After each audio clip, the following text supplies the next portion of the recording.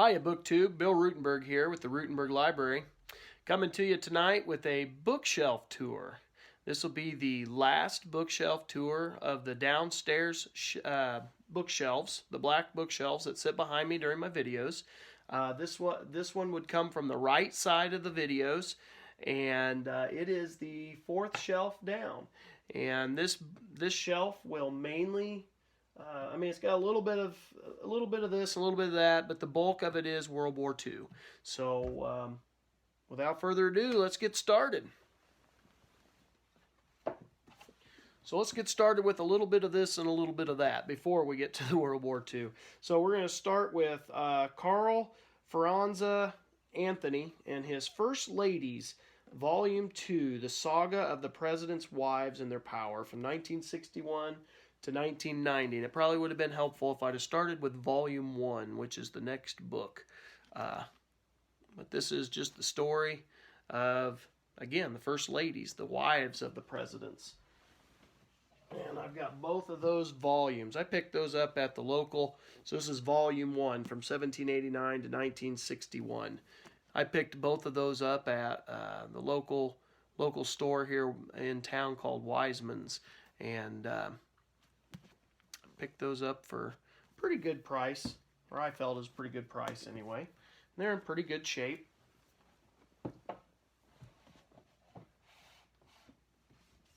This next one is a World War I book by Winston Groom, A Storm in Flanders, the Ypres Salient from 1914 to 1918, Tragedy and Triumph on the Western Front.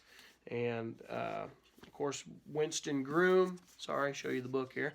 Winston Groom, he's had several books. He had one on Vicksburg that I enjoyed. And of course, he wrote the Forrest Gump, which they made the movie from. That was actually his fictional book. But yeah, good. Looks like it's going to be a good book anyway.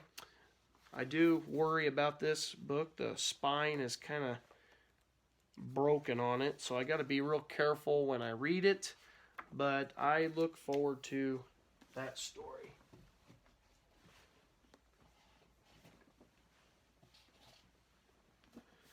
Alright, and this is American Warlords, How Roosevelt's High Command Led America to Victory in World War II by Jonathan W. Jordan.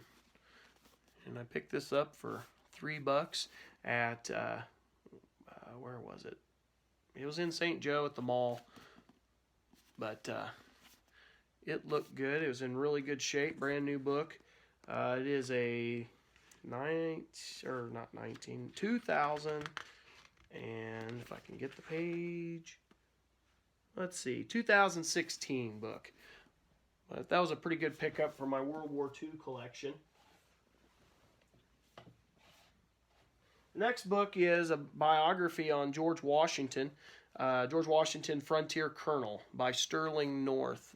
Now this is one of those little kid biographies, let's see, from the North Star books. You know, they wrote a whole bunch of biographies for probably 3rd, 4th, 5th grade kids, and this was just a new edition of it. I picked that up more for just my liking than actual learning purposes. It was more for my collection. Is Hitler and His Secret Partners: Contributions, Loot, and Rewards, 1933 to 1945 by James Poole. And so here's that book. Again, this is a lot of these are World War II books. This was a pocket books out of New York, and it was printed in 1997. And I honestly don't remember where I picked that one up. I can't remember if I got it at Books Revisited or if I got it from Wiseman's. I can't remember. But anyway, it looked like a decent read, and I picked that up. Then I get into some World War II stuff that I know is good. Some Stephen Ambrose. I'm going to do a book review here in a little while for you. on a Stephen Ambrose book, and hope you'll enjoy it. This one is D-Day, June 6th, 1944, the climatic battle of World War II. And of course, if you guys are familiar with Stephen Ambrose, he did a ton of World War II stuff. He helped to, he played an integral part in getting the World War II museum down in New Orleans started. He was teaching down there, and he's got kind of an interesting story behind how he helped get that started. But yeah, most of his writing career was based around World War II stuff. So a lot of his stuff is really, really good. I have thoroughly enjoyed reading it. Here's another one. Citizen Soldiers, the U.S. Army, from the Normandy beaches to the Bulge to the surrender of Germany, June 7th, 1944 to May 7th, 1945, again by Stephen Ambrose. And, these are decent-sized books. They are very well researched. He did a lot of interviews with veterans. A lot of this is out of just hundreds of interviews that him and his staff did with these veterans that were, right in the thick of it, right in the thick of the fighting. He's got a lot of good stories that go with that. Here is another Stephen Ambrose book, Americans at War. And, I forgot to tell you, those last two books, I'm sorry. D-Day was a, 1994 Touchstone book. And Citizen Soldiers was, another Touchstone book. And of course, that's by Simon & Schuster. All those are Simon & Schuster. That's a 1997. This one's 1998. This one was printed in 1998. Sorry about that. I forgot to say that. But anyway, this one is Americans at War by Stephen Ambrose, and it is a, University Press of Mississippi out of Jackson, and it's a 1997 book, and it's a smaller volume. This one I have not read yet. And so I can't tell you much about it, but being a thin volume, I might try to tackle that sometime soon. A lot of these books I've picked up at the Friends of the Library sale at the Clarinda Library. They have twice a year they have a sale that paperbacks are $1, hardbacks are $2, and you can usually find some pretty good stuff in there. I've had a lot of luck with Stephen Ambrose books. So, continuing that trend, here's a Stephen Ambrose book, The Supreme Commander, The Warriors of Dwight D. Eisenhower. It's got an introduction by Stephen Ambrose's son, Hugh Ambrose. And, of course, Stephen Ambrose, one of his first big-name biographies was on Dwight Eisenhower. And he ended up doing several over the years. All right, so here is a book by one of my favorite authors, Doris Kearns Goodwin, No Ordinary Time, Franklin and Eleanor Roosevelt, The Home Front in World War II. That is supposed to be a really good one. I have not read it yet. I just finally found it not that long ago.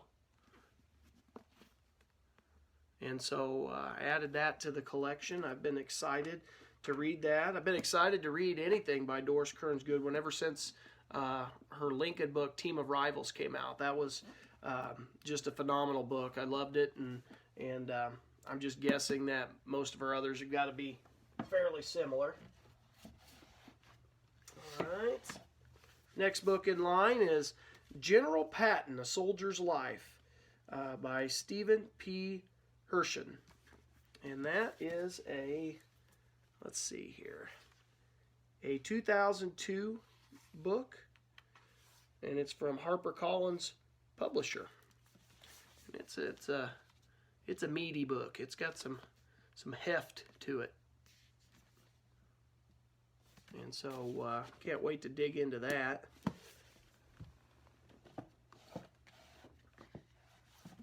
Next one I got for you, getting out of the well, this one's getting out of the World War II. We'll get right back into World War II in just a second.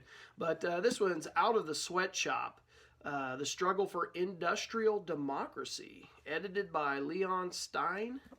And this is a book I know I got at Wiseman's. It's got a little age to it, but that's all right. It's from the New York Times Book Company, and it was a 1977 book. And again, it's got some wear and tear to it. It's got a little bit of yellowing on it. And I'll be honest, it's got a little bit of a funky smell to it. It's not as strong as what it once was. I tend to try not to get funky smelling books, but this one's got a little funk. But that seems to be wearing off with time, so I hope that trend will continue. It's one of the problems with buying used books like I do. Some of them are, sometimes you'll get cigarette smells, sometimes it's a moldy smell, and every once in a while you'll get lucky and it's still got a fairly new smell. But it's just one of the chances you take, especially if you buy them like I do around Christmas time and around my birthday with gift money. I tend to buy off of Amazon, and you never know what you're going to get. And sometimes that's part of the surprise, but sometimes that's part of the surprise. But anyway, next book in line is Ernie's War, the best of Ernie Pyle's World War II dispatches. And this is, edited with a biographical essay by David Nichols and foreword by Studs Terkel. So, of course, Ernie Pyle was the ever-famous World War II correspondent. I have some of my middle school kids read some of his stuff from North Africa, and it puts a pretty cool spin on first-hand point of view of what the soldier's life was like in North Africa, because the battlefields in Europe and the battlefields in the Pacific oftentimes get a lot of the limelight, and sometimes North Africa gets overlooked a little bit. And so I try to bring that to life for the kids, and Ernie Pyle's writings definitely do it. And that is, I forgot to say it, I keep forgetting. Sorry about that. This is a 1986 book from Touchstone Books. All right, another World War II volume. This one's From D-Day to Liberation of Paris, 6 Armies in Normandy, with a new introduction for the 50th anniversary of D-Day. And this one's from Penguin Books. It's by John Keegan. He's a pretty famous war historian. This would be a, 1994 book. And I was looking forward to reading that.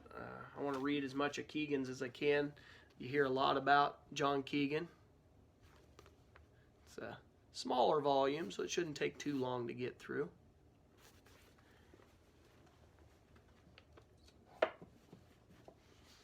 All right, here's another one. Day of Infamy. So this is for the 60th anniversary.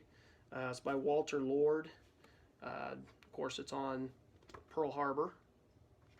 And it's from, it says, an Owl Book, Henry Holt and Company out of New York. And it is originally a 1957 book. And this one is 2001. Printed specifically for the, the anniversary. Did I read that right? Make sure. Yeah, 2001. Yeah. 1941. Day of Infamy. So anyway, here's another one. This one says, for the men of the 101st Airborne, June 6, 1944, was a baptism by fire. This is D-Day with the Screaming Eagles. And it's by George E. Koskamaki. And you guys are probably more familiar with his name. I apologize. My D-Day readings, or my World War II readings, I don't have a lot of experience with some of the authors. I know some of them are probably pretty famous, and I'm just butchering names, so I apologize for that. But I have heard of this book before, but I just wasn't exactly sure how to say the author's name. So anyway, that'll be a good one. And this one I've introduced to you before when I'd got it. It's the Russian Revolution, 1917 to 1932. Sheila Fitzpatrick. It's on my TBR list for this year. It's a pretty thin volume. It is a 1982 book.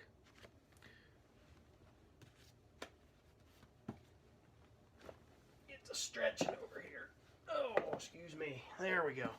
All right, here is General George S. Patton Jr., War as I Knew It, with an introduction by Rick Atkinson. So this is I'm taking it, the autobiography by the man himself, War as I Knew It. Comes from the Houghton Mifflin Company out of Boston and New York, and it originally was a 1947 book, and this is 1995. And so this one's got a little bit of, I don't know if you can see it in the camera, but it does have a little bit of wear to it. I'd gotten several World War II books all at one time, and some of them you could tell I'd been down in a basement. And so anyway, this one is a Joseph Ellis book, and also Robert Moore, School for Soldiers, West Point and the Profession of Arms. I think this is one of Joseph Ellis's earlier works. You can kind of tell by the cover there. It's not one of the new ones. It's from Oxford University Press out of London. And it is, let's see, 1974. 1974, definitely one of the early ones. Here's a book I got at the Dollar Tree for just $1. I like going there and just checking out. Every once in a while, they'll bring in some nonfiction that I like to take a look at, and this one was just $1. So this is Debriefing the President: The Interrogation of Saddam Hussein by John Nixon, former CIA senior analyst. And so I thought, I have absolutely nothing on Saddam Hussein or the war in Iraq. This would be my first book on that. And I admit that I'm not a huge reader of this stuff. I like the older stuff, the older wars. I don't like the modern wars. But I thought, I probably ought to at least brush up on it a little bit. This is from Blue Rider Press out of New York, and it is a, 2016 book. And getting down to the last two. David Halberstam,